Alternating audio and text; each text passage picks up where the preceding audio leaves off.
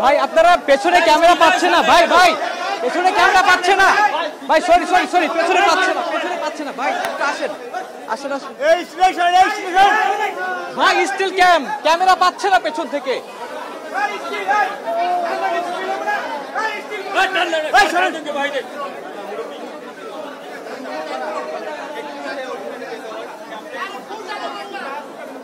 এই সামনটা ফাঁকা করে দিলেই হবে। ফোনটা দিয়ে দিই।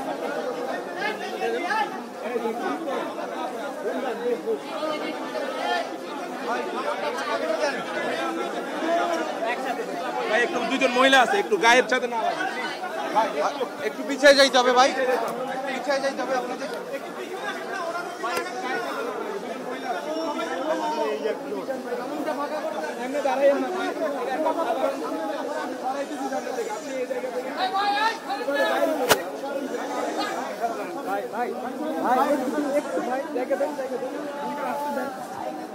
ছবি তোলার আছে।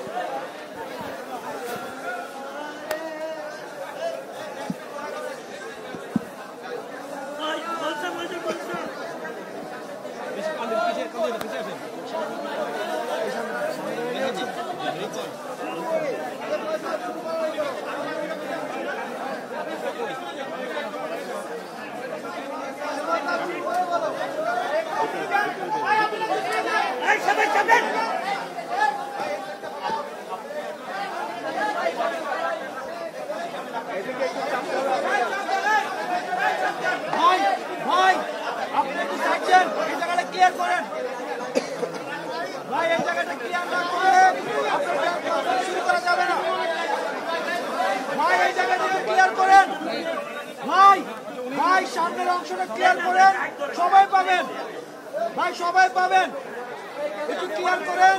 আর যাদের ফোন তারা একটু বসে যান ভাইয়া একটু ডান পাশে বুসরা, একটু ডানে যাও প্লিজ।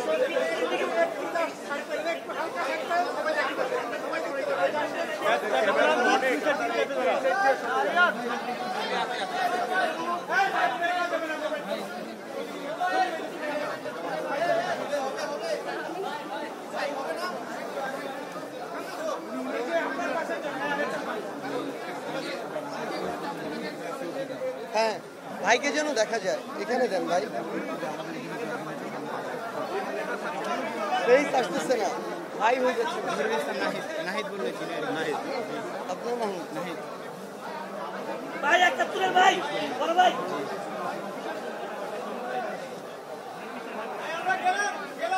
ওকে ওকে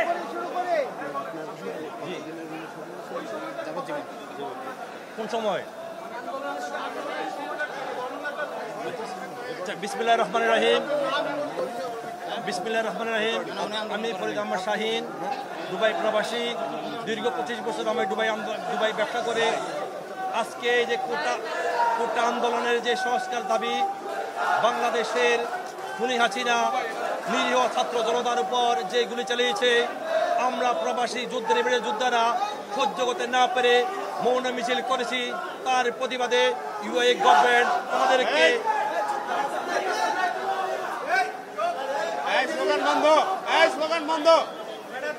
তার প্রতিবাদে আমরা আন্দোলন করেছি। আমরা জানি রাজতন্ত্র দেশে যদি প্রতিবাদ করি, 1 থেকে 4-এর ঊর্ধ্বে যদি কেউ সমবেত করে, রাজতন্ত্র আইনে ফাঁসি হবে। আমরা ফাঁসিকে তোয়াক্কা করে আমরা দেশকে খুনি হাসিনা পতন করার জন্য আমরা হাজারো জনতা, হাজারো যুবক, হাজারো ছাত্ররা আমরা প্রতিবাদ করেছি। তার প্রতিবাদে আজকে ইউএই কারাগারে 500-র অধিক আজকে আমরা কারাবন্দী। তার ভিতরে আমি একজন 10 বছর সাজাপ্রাপ্ত, আমার ডানে যদি ছিলেন উনি 25 বছর সাজাপ্রাপ্ত। আজকে আমরা টোটাল 114 জন আমরা মুক্তি পেয়েছি। আমি ধন্যবাদ জানাই বাংলাদেশের কোটা আন্দোলনকারী সংস্কারের নেতৃবৃন্দ, তাদের উদ্যোগের কারণে প্রফেসর ইউনূস স্যারের সহযোগিতায় ইউএই গভর্নমেন্টের সাথে সমঝোতার মাধ্যমে আমাদের মুক্তি হয়েছে। আমরা খবর পেয়েছি ইউএই জেলার পুলিশ সুপার আমাদেরকে বলেছে, তোমরা আবার জন্মে পেয়েছো, তোমাদের নতুন প্রফেসর ইউনূস সাহেব তোমাদের জন্য 3 রাত দরবার করে আমাদেরকে মুক্তি হয়েছে, না হলে কিন্তু আমরা মুক্তি পেতাম না। আজকে আমি ধন্যবাদ জানাই প্রফেসর ইউনূস সাহেবকে, উনি আবার জীবন দিয়েছে এবং 500 যুবকের রেডিমেড যুদ্ধের জীবন দিয়েছে। সংগ্রামী ভাইরা আমার, আজকে যারা সাংবাদিকরা আছে, আমাদের কাছে আমার প্রশ্ন, আমার ডাইনে উপদেষ্টা আছেন, বাবু উপদেষ্টা বাংলা সরকার আছেন, আমি একজন ব্যবসায়ী, আমি দীর্ঘ 25 বছর এখানে ব্যবসা করে আমার ইউএইতে 2 মিলিয়ন দিরহাম সমপরিমাণের ব্যবসা আছে। এই ব্যবসা আমি ক্ষতিগ্রস্ত হয়েছি। আজকে আমি আসতে রোজার বেশে আজকে আমি এসেছি, আমি জেলখানার মধ্যে আমি আমার জেলে জুতা নিয়ে আসছি। আজকে এই জামা আমি 2 মাস করেছি, আমি কোনো জামা পাই নাই, কাপড় পাই নাই। তারপরও আমি ইউএই গভর্নমেন্টকে ধন্যবাদ জানাই, আমি ধন্যবাদ জানাই ইউএই গভর্নমেন্টকে। আজকে যারা আমার ভাইয়েরা এখন আছেন, আপনারা জানেন যে 75 মানে 57 জন না, প্রথম তার রায় দিয়েছে 57, তার এক সপ্তাহ পরে আবার রায় দিয়েছে 57, টোটাল 114 জন। কিন্তু বাংলাদেশ গভর্নমেন্ট জানে 57, টোটাল 114 জনের রায় হয়েছে। তার বিরুদ্ধে 12 জন যাবজ্জীবন 25 বছর, আর বাকিগুলা 10 বছর করে। আর যারা এখনো বাকি আছে, আমি আমার উপদেষ্টা নেতৃবৃন্দ বলবো, প্রফেসর স্যারকে বলবো, তাদেরকে অভিশাপ মুক্তি করার জন্য তাদেরকে কিন্তু এখানে হাইডিং করে রাখছে। আমরা আজকে দেখেছি 500-র অধিক আমরা যে জেলে ছিলাম এখনো তারা আছে, তাদের কোনো সাজা হয় নাই, এমনি রাখে দিচ্ছে। আমি এই সরকারের প্রতি আহ্বান জানাবো, তাদের প্রতি যেন দ্রুত ব্যবস্থা নেওয়া হয়। আর আমাদের যে ক্ষতিগ্রস্ত হয়েছি, আমাদের ব্যাপারে যেন সুদৃষ্টি দেখে। আজকে আমরা ঘরে ভিখারি হয়ে গেছি, আজকে আমার ছেলে আছে, আমার পরিবার আছে, আমি শূন্য হাতে আজকে এসেছি, যেন আমাদের প্রতি শূন্যদের রাখে। আমি আমার বক্তব্য রাখি। আসসালামু আলাইকুম। ফরিদ আহমদ শাহিন, তিনিও ডিপোর্ট হয়েছে।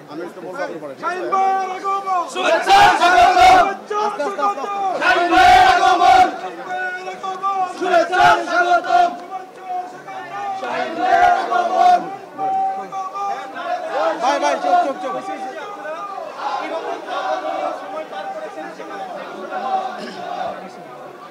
আসসালামু আলাইকুম ওয়া রাহমাতুল্লাহি ওয়া বারাকাতুহু। ভাই ফোনগুলো সরান। আউযু বিল্লাহি মিনাশ শাইতানির রাজীম। বিসমিল্লাহির রহমানির রহিম। ইয়াকা না'বুদু ওয়া ইয়াকা নাস্তাঈন। ওয়া তু'ইজ্জু মান তাশা ওয়া তুযিল্লু মান তাশা বিয়াদিকাল খায়র ওয়া হুয়া আলা কুল্লি শাইইন কাদির। আমি মোহাম্মদ জহিরুল ইসলাম নাহিদ, নোয়াখালীর সন্তান, বাবা মোহাম্মদ নাসির উদ্দিন। আমাদের বাড়ি হচ্ছে অম্বরনগর, দক্ষিণ বেলার বাড়ি। আমি আসলে এরকম পরিস্থিতি কখনো ফেস করি না, যার কারণে আমি ওইভাবে ওনার মতো কথা বলতে পারবো না, হাত লড়াই বা জোরে উচ্চস্বরে। আমি আস্তে আস্তে বলবো, তবে সবকিছু আমি ক্লিয়ার করার চেষ্টা করবো এবং সবার পক্ষ থেকে আমি কথা বলবো ইনশাআল্লাহ। শুরুতে মহান আল্লাহ তাআলার প্রশংসা করে তো শেষ করতে পারবো না, যে এমন একটা অবস্থা থেকে উনি আল্লাহ আমাদেরকে মুক্ত করেছেন। আল্লাহর প্রশংসা, সর্বোচ্চ প্রশংসা মহান আল্লাহ তাআলার জন্য। এর পরবর্তীতে যদি প্রশংসা করতে হয়, তখন বাংলাদেশের ছাত্রদল এবং সাধারণ জনগণের প্রতি আমি সম্মান জানাই।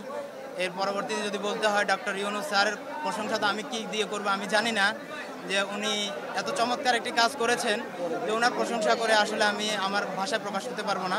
তো ওনারা সর্বোচ্চ প্রশংসনীয় ছিল। তো 52 আন্দোলনে আমি ছিলাম না, যেহেতু আমার জন্ম হয়নি। 71 আন্দোলনে আমি ছিলাম না, তখন আমার জন্ম হয়নি। কিন্তু 2024 সালের আন্দোলনে আমি ছিলাম, যেহেতু আমার জন্মগ্রহণ করা হয়ে গিয়েছিল, আর আন্দোলনে যোগ দেওয়ার মতো বয়সও আমার হয়ে গিয়েছিল।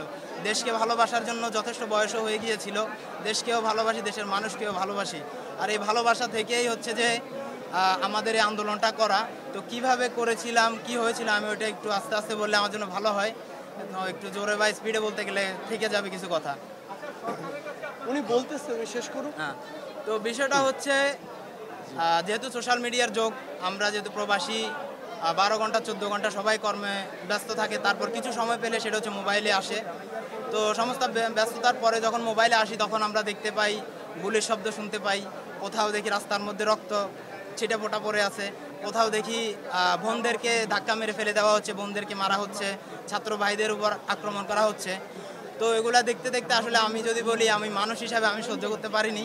তারপর যদি বলি আমি একজন মুসলিম হিসাবে সহ্য করতে পারিনি। তারপর যদি বলি আমি আমার ইমানি চেতনা থেকে আমি বসে থাকতে পারিনি।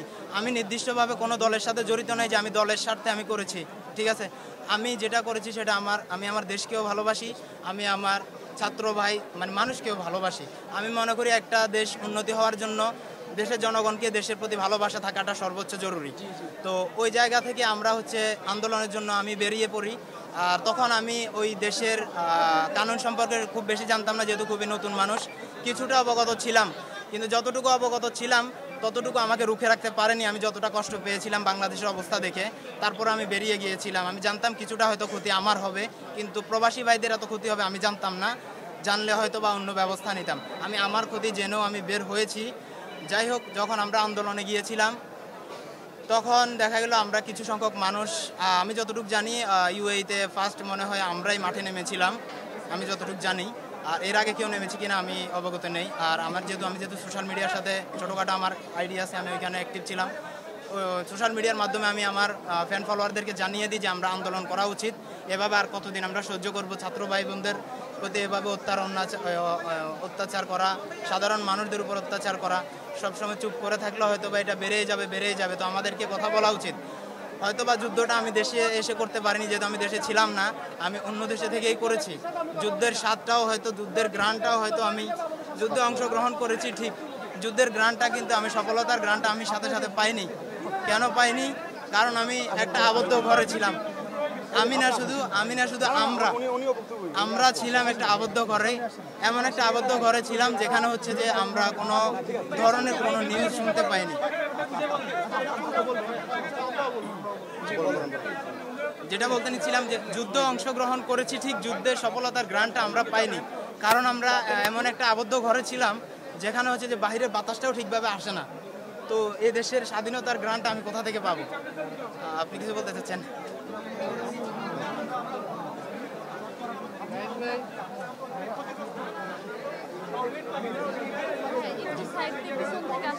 আমি বাইরে থেকে আসছি।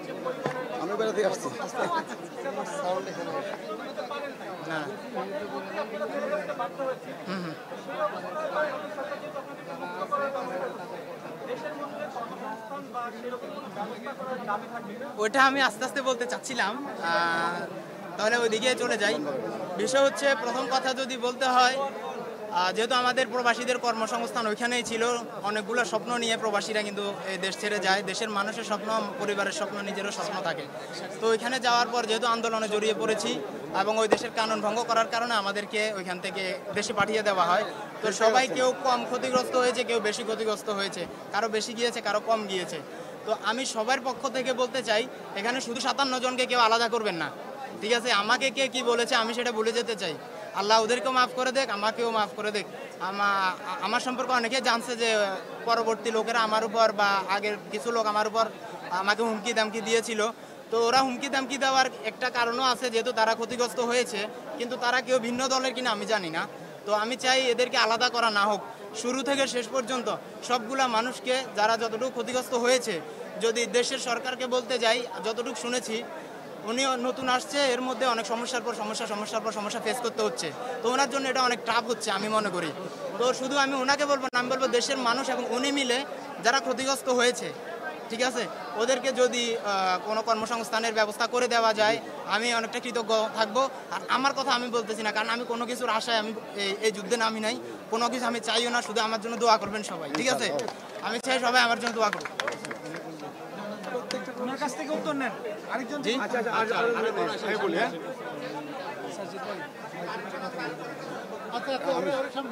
আচ্ছা, একজনের কথা বলো। আচ্ছা ভাইয়া, আমি প্রবাসী। শুনেন, আমি বলি হ্যালো,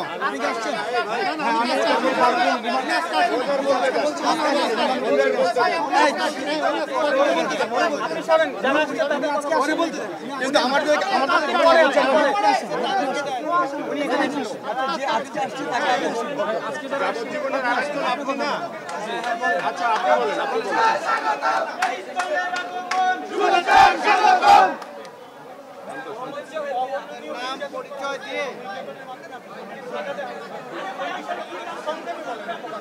আমরা, আমাদের সাথে কি হয়েছে সেটা আমার আল্লাহ মাহবুব দেখছে, আমরা দেখছি, আমরা 57 জন এটা ফেস করছি। তো আমরা ওই ব্যাপারে আপাতত কিছু বলতে চাই না। আমাদের ওখানে অনেক ভাই, 57 জন থেকে অনেক বেশি, আপনাদের মানে চিন্তাধারার চাইতে অনেক বেশি মানুষ ওখানে আটক, ওখানে এখনো আটক পড়ে আছে। অনেকের রায় হয়েছে, অনেকের হয় নাই। বেবিচারে রায় দেওয়া হয়েছে, পূর্বে বেবিচারে রায় দেওয়া হয়েছে, কিন্তু এখন মানে ওনাদেরকে মুক্তির একটা ব্যবস্থা করতে হবে। যতক্ষণ না পর্যন্ত ওনারা সবাই এক একজন বাঙালি ছাড় না পাইছে, এখানে হোক বা ওইখানে হোক ছাড় না পাইছে, ততক্ষণ পর্যন্ত আমরা এখানে মানে এমন কিছু বলতে চাচ্ছি না, কিরকম অত্যাচার এগুলো কিছু বলতে চাচ্ছি না। যা হয়েছে আমরা দেশের জন্য করতে গেছি, এটা আমাদের কপালে ছিল। হ্যাঁ, আমাদের দেশের বাইরেরা কি শহীদ হয় নাই? তো ওদের কাছে কি প্রশ্ন করবেন? আমরাও শহীদ হতে পারতাম, আমাদের কাছে কি প্রশ্ন? তো মনে করবেন আমরা যুদ্ধ করছি, আমরা শাস্তি পাইছি, জালিমের কাছ থেকে শাস্তি পাইছি, এটা কিছু যায় আসে না। দেশ স্বাধীন হয়েছে, দেশ মুক্তি পাইছে, এটাই সবচাইতে বড় একটা বিষয়।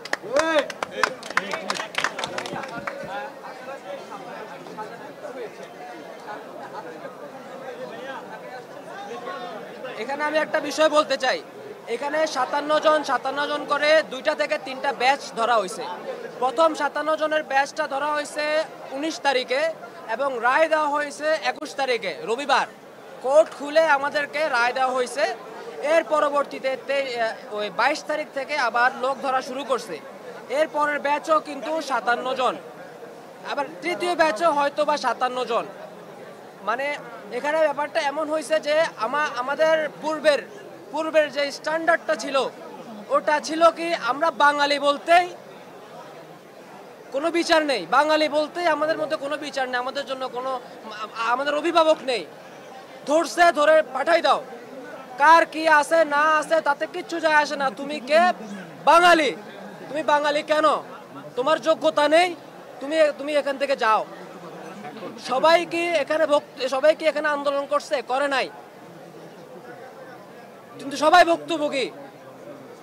তো আমি যেটা বলতে যাচ্ছি, 57 জন প্রথম ব্যাচ এবং দ্বিতীয় ব্যাচ থেকে 22 জন মানুষ আজকে ডিপোর্ট করা হয়েছে। 22 জন থেকে প্রথম ব্যাচের মধ্যে আমরা সম্ভবত 7 জন থেকে 8 জন, প্রথম 57 জন আমার মনে পড়ছে না।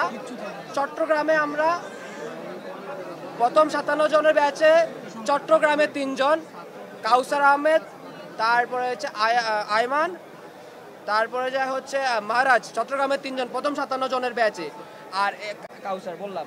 এর পরবর্তীতে আমরা এখানে যারা ঢাকাতে ল্যান্ড করছি, তারা ঢাকায় আমরা 6 জন, প্রথম ব্যাচের 6 জন এবং সেকেন্ড ব্যাচের 2 থেকে 3 জন আসছে। ওনারা অনেকজন চলে গেছে এবং একজন এখানে ছিল যিনি বক্তৃতা দিয়েছেন, আমাদের সিনিয়র পার্সন, উনি বক্তৃতা দিয়েছিলেন। উনি আরেকটু বলতে চাই।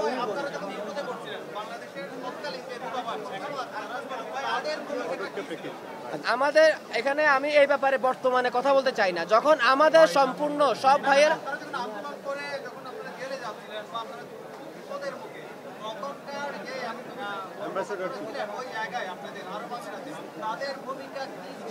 সেই ব্যাপারে আমরা এখন কিছু বলতে চাই না।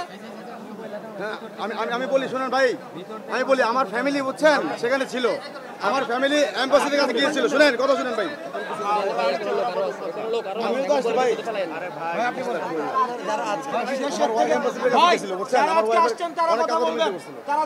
কথা বললেন না ভাই, আর যারা নেগোশিয়েট করছে সরকার পক্ষের হয়ে বিভিন্ন সময় তারা কথা বলুক। আচ্ছা আমি বলি, এখানে আমরা কি বলছি না বলছি তাতে এখন বর্তমানে আমাদের মেন উদ্দেশ্য, আমাদের যে ভাইরা এখন পর্যন্ত আটকা আছে তাদেরকে আপনারা এখানে আনার ব্যবস্থা করুন। প্রথম ব্যাচে 57 জনকে একত্রিত করে আমরা একটা প্রেস ব্রিফিং করব, সেখানে আমরা সবকিছু বলবো। উনি একটু বলতে চান, এখন অনেকজন আছে, এটা এখন অনেকজন। আচ্ছা, একজন প্রবাসী সন্তান হিসেবে, রেমিটেন্স যুদ্ধের সন্তান হিসেবে আমরা জানি এই দেশে সবচেয়ে বেশি ভোগ করে কম এবং ত্যাগ করে বেশি হচ্ছে রেমিটেন্স যোদ্ধারা। 16-17 বছর বয়সে তারা দেশ থেকে চলে যায়, 50-55 বছর পর্যন্ত তারা শুধু দেশকে দিয়ে যায়, কিন্তু সেই অর্থে সেই বিনিময়ে কিন্তু তারা দেশ থেকে কিছু পায় না। আজকে অন্তর্বর্তীকালীন সরকারের মধ্য দিয়ে আমরা আহ্বান জানাবো, প্রবাসী সরকার যারা রেমিটেন্স যোদ্ধা রয়েছে তারা এই দেশের প্রতি যেহেতু ত্যাগ সবচেয়ে বেশি করে, তাদের ইনভেস্টমেন্ট যেহেতু সবচেয়ে বেশি, তাদের প্রতি যেন সবচেয়ে বেশি মানবিক হয়। আমরা প্রবাসী ভাইদের থেকে খবর পেয়েছি বিভিন্ন দেশের কনসুলেটগুলোতে, অ্যাম্বাসিগুলোতে প্রবাসীদের প্রতি, রেমিটেন্স যোদ্ধাদের প্রতি অমানবিক আচরণ করা হয়, তৃতীয় শ্রেণীর নাগরিকের আচরণ করা হয়। এবং আমরা দেখেছি যে কনসুলেটগুলোতে লাল ফিতার দৌরাত্ম্য এবং অমানবিক আচরণগুলোকে বাংলাদেশ থেকে এক্সপোর্ট করে নিয়ে যাওয়া হয়েছে। আপনারা যারা এম্বাসিগুলোতে রয়েছেন, কনসুলেটগুলোতে রয়েছেন, আমরা আপনাদেরকে আহ্বান জানাচ্ছি, এই প্রবাসীদের আয়ের উপরে ভিত্তি করে বাংলাদেশের অর্থনীতি দাঁড়িয়ে রয়েছে। আপনারা রেমিটেন্স যোদ্ধারা যারা রয়েছে মিডল ইস্টে এবং ইউএসএতে এবং সারা পৃথিবীব্যাপী, তাদের প্রতি আপনারা মানবিক আচরণ করুন। কারণ আজকে গণ অভ্যুত্থানে প্রবাসীরা যেই আমাদেরকে সমর্থন জানিয়েছে রেমিটেন্স শাটডাউনের মধ্য দিয়ে, সেটি একটি তাৎপর্যপূর্ণ ঘটনা। সুতরাং প্রবাসীদের অবদান অনস্বীকার্য।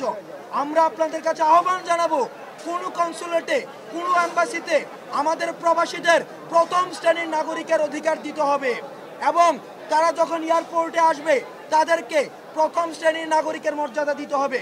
যারা দেশ থেকে টাকা বিদেশে পাচার করে তাদেরকে প্রথম শ্রেণীর নাগরিকের মর্যাদা দেওয়া হয়, কিন্তু যারা বিদেশ থেকে দেশে টাকা নিয়ে আসা হয় তাদেরকে তৃতীয় শ্রেণীর নাগরিকের মর্যাদা দেওয়া হয়, যেটিকে আমরা বৈষম্য বিরোধী ছাত্র আন্দোলন আমরা তীব্রভাবে নিন্দা জানাই। আজকের পর থেকে আমরা বিশ্বাস করি, প্রত্যাশা করি এবং অন্তর্বর্তীকালীন সরকারের যিনি প্রধান উপদেষ্টা তার প্রতি আহ্বান জানাবো, যারা এখনো পর্যন্ত অন্ধকার কারাগারে রয়েছে তাদেরকে ফিরিয়ে আনার জন্য আপনি দ্রুততম সময়ে ব্যবস্থা নেবেন এবং মানুষের যে আস্থা রয়েছে সেই আস্থাটি আরো বেশি সুদৃঢ় করবেন।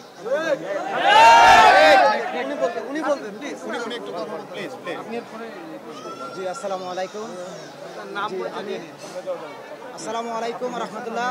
আমি জাহাঙ্গীর আলম, আমি আলাইন প্রবাসী। আলাইনের সবসাইতে ভুক্তভোগী হচ্ছে আমি। আমার ওইখানে বিজনেস ছিল, আমার লাইসেন্স ছিল, আমার গাড়ি ছিল, আমাদের সব কিছু শেষ মুহূর্তের মধ্যে, আমাদের সব কিছু শেষ হয়ে গেছে। আমার এবং কি আমার ওইখানে আমার ফ্যামিলি ছিল।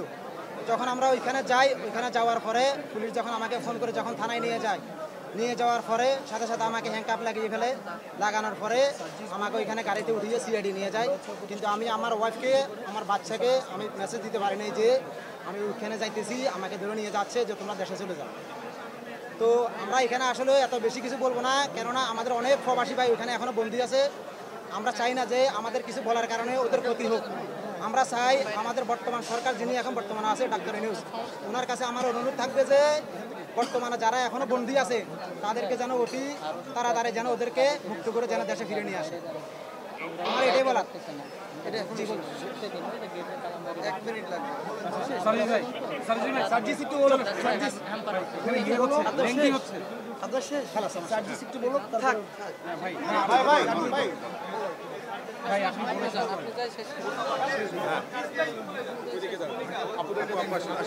আচ্ছা, আমাদের জায়গা থেকে ওনাদের কথা শুনে যেটা জাস্ট মনে হয়েছে, ওনাদের এখন একটাই কনসার্ন, ওনারা অল্প কিছু মানুষ সেখান থেকে বের হয়েছেন, আরও আমাদের অনেক ভাই এখনো বন্দি রয়েছে। কাউকে শাস্তি না দিয়ে বন্দি রাখা হয়েছে, কাউকে শাস্তি দিয়ে বন্দি রাখা হয়েছে। আমাদের জায়গা থেকে অন্তর্বর্তীকালীন সরকারকে একটি প্রধান চাওয়া, যেটি হচ্ছে যে আমার সকল ভাইকে যারা এই ছাত্র জনতার অভ্যুত্থানের জন্য এখন জেলে বন্দী রয়েছেন তাদেরকে যেন অতি দ্রুততম সময়ে মুক্ত করা হয় এবং এই স্বাধীন বাংলাদেশে তাদেরকে যেন ফিরিয়ে আনা হয়। দ্বিতীয় যে দাবিটি, আমাদের অনেক ভাই রয়েছে যারা জীবন দিয়েছেন, অনেকে হাত হারিয়েছেন, পা হারিয়েছেন। আমাদের এই ভাইরা তাদের জীবনের বড় স্বপ্নটি হারিয়েছেন, তাদের চাকুরিটি হারিয়েছেন। আমরা অন্তর্বর্তীকালীন সরকারকে স্পষ্ট করে দাবি জানাই, অন্তর্বর্তীকালীন সরকার যেন আমাদের ভাইদের কর্মসংস্থানের ব্যবস্থাটি করেন। এবং তৃতীয়ত, আমরা আমাদের জায়গা থেকে স্পষ্ট একটি কথা বলি, আমাদের যে ভাইদেরকে আমরা রেমিটেন্স যোদ্ধা বলি, যাদের এই রেমিটেন্সের উপরে বাংলাদেশ নামক দেশটির অর্থনীতির সবচেয়ে বড় ভিত্তিটি দাঁড়িয়ে আছে, এই ভাইদেরকে তাদের উপযুক্ত সম্মানটুকু এবং প্রয়োজনীয় সুযোগ সুবিধাটুকু যেন এই এয়ারপোর্ট থেকে শুরু করে বাংলাদেশের প্রত্যেকটি সেক্টরে দেওয়া হয়, সেটি যেন নিশ্চিত করা হয়। বাংলাদেশের পাসপোর্ট অফিস সহ যত অফিস তাদেরকে ফেস করতে হয়, সেসব অফিসে তাদের সাথে যেমন অপ্রত্যাশিত অনাকাঙ্ক্ষিত ব্যবহার করা হয় এবং যে হয়রানির শিকার করা হয়, সেগুলো আমরা কোনোদিন সমর্থন করি না। আমরা আমাদের জায়গা থেকে স্পষ্ট করে বলতে চাই, তাদেরকে সর্বোচ্চ সুবিধা দেওয়ার জন্য যা করা দরকার অন্তর্বর্তীকালীন সরকার যেন সেই পদক্ষেপগুলো গ্রহণ করে। ধন্যবাদ। আমাদের আমার আরেকটা কথা বলার ছিল, আমি আরেকটা কথা বলতে চাই।